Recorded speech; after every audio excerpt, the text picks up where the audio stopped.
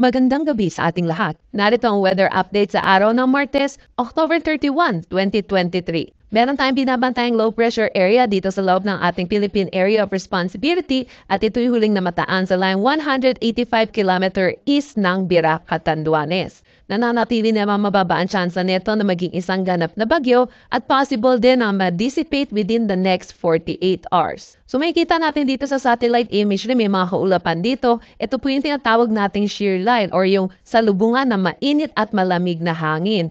Dito dahil sa low pressure area at shear line, itong combined effect nito ay makakaranas ng maulap na panahon na may mga kasamang kalat-kalat na pag-ulan. Dito sa buong Visayas, Bicol Region, pati na rin dito sa Mimaropa, Calabarzon at Aurora. Samantala, ito naman northeast monsoon ang patuloy na nakakaapekto dito sa Northern Luzon at dito sa nalalabing bahagi ng Central Luzon.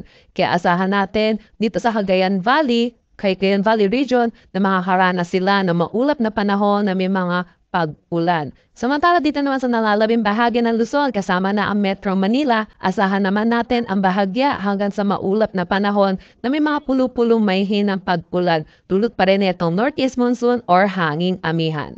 And then nakikita naman natin wala masyadong kaulapan dito sa may Mindanao, kaya asahan natin na makakaranas sila ng maaliwalas na panahon pero may mga tsansa pa rin ng localized thunderstorm lalo na sa hapon at sa gabi. Dako tayo sa magiging panahon natin bukas dito sa Luzon, araw ng undas. Asahan natin dito sa eastern sections ng ating ng Luzon ay makakaranas sila ng maulap na panahon na may mga kasamang kalat-kalat na pag-ulan. Dulot pa rin itong combined effect ng shear line at ng low pressure area. Kung makikita natin yung tubig araw ay naging makakaranas na sila ng maulap na panahon, dulot ito ng pagtaas ng axis nitong shear line.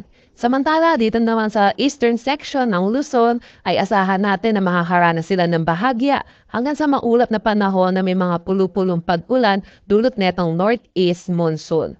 Para naman dito sa nalalabing bahagi ay asahan natin ang maaliwalas na panahon pero may mga tsansa pa rin ang localized thunderstorm lalo na sa hapon at sa gabi.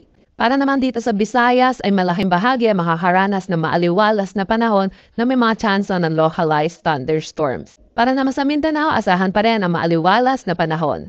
Wala tayong nakataas na anumang gale warning sa anumang seaburst ng ating bansa, pero makakaranas dito sa Luzon na moderate to rough na kondisyon ng karagatan. Samantala dito naman sa Visayas at Mindanao ay asahan natin ang slight to moderate. Dako tayo sa magiging panahon natin within the next 3 days sa mga pining syudad sa ating bansa. Dito sa Metro Manila by November 2, araw pa rin ng undas, ay asahan pa rin natin na magiging maulap ang ating panahon na may mga kalat-kalat na pag-ulan.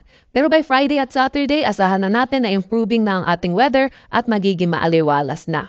Ang temperatura ay maglalaro between 23 to 33 degrees Celsius. Para naman dito sa Baguio by Thursday ay asahan natin na makakaranas sila ng bahagya hanggang sa maulap na panahon na may mga kalat-kalat na pag-ulan dulot pa rin itong northeast monsoon. Pero pagdating naman ng Friday at Saturday, asahan na natin na magiging maaliwalas na ang kanilang panahon. Para naman sa Legazpi, dahil sa patanggap na itong axis na itong shear line ay asahan natin na mag-improving na ang kanilang weather at makakaranas na sila ng maaliwalas na panahon. For Metro Cebu, asahan pa rin natin din na maaliwalas na panahon na may mga tsansa pa rin ng localized thunderstorm lalo na sa hapon at sa gabi. Para naman sa Davao, by Thursday at Friday, asahan natin na maaliwalas ang panahon pero by Saturday ay makakaranas na sila ng maulap na panahon dahil dito sa posibilidad ng isang taong low pressure area dito sa eastern sections ng Mindanao. Kaya asahan natin na magiging maulap ang kanilang panahon na may mga kalat-kalat na pag-ulan.